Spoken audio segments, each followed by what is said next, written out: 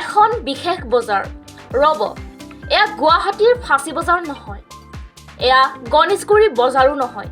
এই বজাৰখন অলপ ব্যতিক্ৰম। এয়া মইনাজাতি মইনামেলৰ বজাৰ।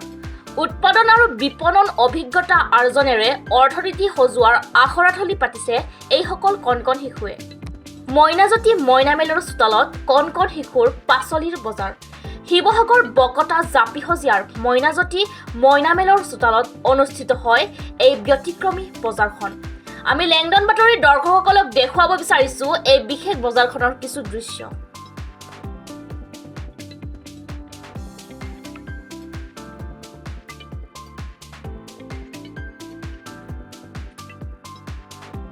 মইনাজ্যোতি মইনামেল আপোনালোকে সকলোৱে জানে যে আমাৰ এই অঞ্চলটোৰ এটা খুব অগ্ৰণী শিশু অনুষ্ঠান। আমি নিজে এই অনুষ্ঠানটোৰ সৈতে জড়িত আৰু এই অনুষ্ঠানটোৰ জৰিয়তে আমি সদায়ে ছাত্ৰ ছাত্ৰীসকলৰ গুণগত মানৰ বিকাশৰ কাৰণে কাম কৰি আহিছোঁ। এতিয়া কথা হ'ল যে মইনাজ্যোতি মইনামেলৰ বজাৰৰ প্ৰাসংগিকতাটো কিয় আহিল। আমি জানো যে আমাৰ ছাত্ৰ ছাত্ৰীসকলে পঢ়া শুনাৰ লগতে জীৱনটো ভালকৈ সজাবলৈ হ'লে ক'ৰবাত নহয় ক'ৰবাত নিজৰ অৰ্থনৈতিক দিশটো গুৰুত্ব দিয়াটো খুবেই প্ৰয়োজন। এখন ঘৰ চলিবলৈ হ'লে, এখন সমাজ ভালকৈ চলিবলৈ হ'লে তাৰ লগত অৰ্থনীতিৰ কথাটো খুবেই জড়িত হৈ থাকে। আৰু এই গোটেই কথাবোৰ লক্ষ্য ৰাখি আমি ছাত্ৰ ছাত্ৰীসকলক সৰুৰে পৰা কেনেকৈ ধৰণে অৰ্থনৈতিকভাৱে স্বাৱলম্বী কৰাৰ যিটো চিন্তা, সেই চিন্তাটো আনিব পাৰোঁ। সমান্তৰালভাৱে উৎপাদন আৰু বিপণনৰ কথা যিটো চিন্তা, সেই চিন্তাটো কেনেকৈ আনিব পাৰোঁ, এই দুয়োটা কথাৰ সংলগ্ন কৰিয়ে আমি এই পদক্ষেপটো চিন্তা কৰিছিলোঁ। ইতিমধ্যে আমি এনেকুৱা ধৰণৰ পদক্ষেপ আৰু বিভিন্ন ঠাইত দেখিছোঁ। আৰু এই আমাৰ মইনাজ্যোতি মইনামেলৰ ল'ৰা ছোৱালীসকলে ইমান উৎসাহেৰে অনুষ্ঠানটো অংশগ্ৰহণ কৰিলে আৰু সিহঁতে ইমান ধুনীয়াকৈ বিভিন্ন ধৰণৰ বস্তু বিভিন্ন ঠাইৰ পৰা গোটাইছে আৰু এইটো আমাৰ কাৰণে খুবেই ভাল লগা খবৰ। আৰু এই ক্ষেত্ৰত আমি মইনাজ্যোতি মইনামেলৰ সন্মানীয় সভাপতি বিকাশ মোহন বৰুৱা আৰু আমাৰ টুটুমণি বৰুৱা সম্পাদিকা কৰবী মোহন প্ৰমুখ্যে কলা খাতি বৰুৱাকে আদি কৰি মুনীন্দ্ৰ ফুকনকে আদি কৰি বিভিন্নজনে সহযোগিতা আগবঢ়াইছে। আৰু এই গোটেই অনুষ্ঠানটো সহায় কৰাৰ ক্ষেত্ৰত মানে আগবঢ়াই নিয়াৰ ক্ষেত্ৰত গোটেই স্থানীয় আমাৰ যিসকল সমাজ সচেতন ব্যক্তি প্ৰত্যেকজনে আহিছে আৰু বজাৰ কৰিছে। হয়, নিশ্চয়কৈ তাৰ ফলতে এই অনুষ্ঠানটো সফল হৈছে বুলি আমি ক'ব পাৰোঁ। চিন্তাটো মানে কি হ'ল, প্ৰথম অৱস্থাত আমি এনেকুৱা ধৰণৰ ভিডিঅ' বিভিন্ন সময়ত ছ'চিয়েল মিডিয়াত দেখি আহিছোঁ। নিশ্চয় তাৰেই ক'ৰবাত নহয় ক'ৰবাত এই বস্তুটোৱে আমাৰ মনতো স্পৰ্শ কৰিলে আৰু সেই স্পৰ্শৰ কাৰণে আমি চাগে এই পদক্ষেপটো ল'লোঁ। আৰু আমি সদায় ছাত্ৰ ছাত্ৰীসকলৰ লগত যিহেতু থাকোৱেই, তেওঁলোকৰ ভাল হ'বলৈ আমি যিকোনো ধৰণৰ পদক্ষেপ ল'বলৈ সদায় ইচ্ছা কৰোঁ। তাৰে এটা প্ৰতিবিম্ব নি প্ৰথমতে মই মইনাজ্যোতি মইনামেলৰ যিটো উদ্যোক্তা তেওঁলোকক মই ধন্যবাদ জনাইছোঁ।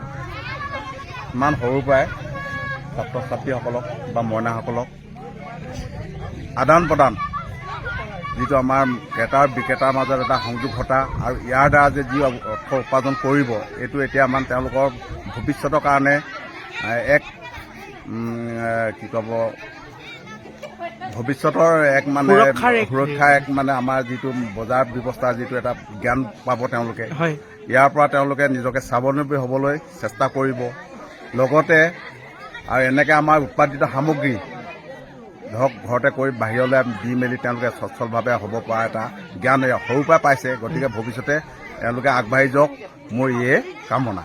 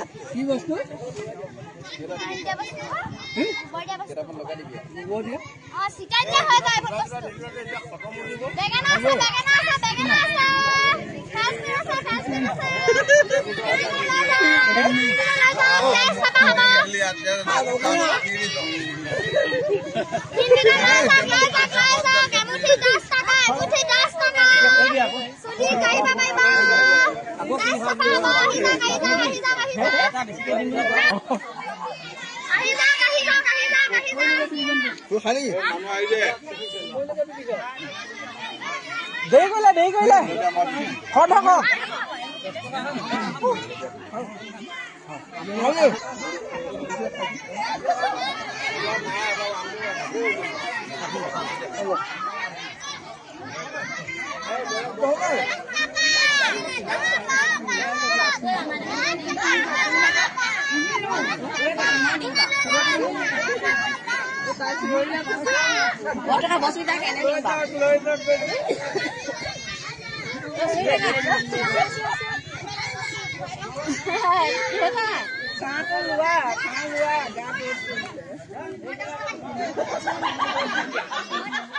$10 $10 পিন্ধিছে